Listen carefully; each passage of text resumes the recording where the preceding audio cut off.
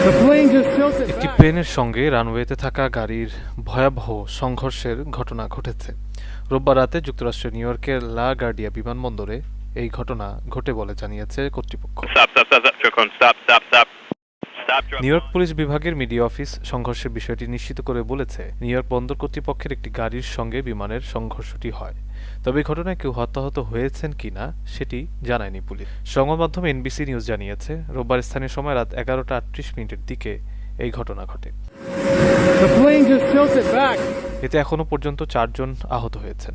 একটি সূত্র জানিয়েছে, বিমানটিতে 76 জন যাত্রী এবং 4 জন ক্রু সদস্য ছিলেন। বিমানবন্দরটি নিউ ইয়র্কের কুইন্স এলাকার পূর্ব এলহার্স্টে অবস্থিত।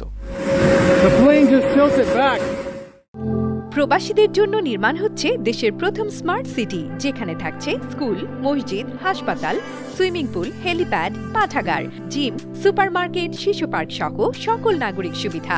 মাত্র 30 লাখ টাকা বিনিয়োগে মিলছে আকর্ষণীয় ফ্ল্যাট। প্লাটিনাম ইনভেস্টরদের জন্য ঢাকা বিমানবন্দরে ভিআইপি প্রোটোকল সুবিধা। বিস্তারিত জানতে যোগাযোগ করুন স্ক্রিনে দেয়া হোয়াটসঅ্যাপ অথবা ইমো নাম্বারে।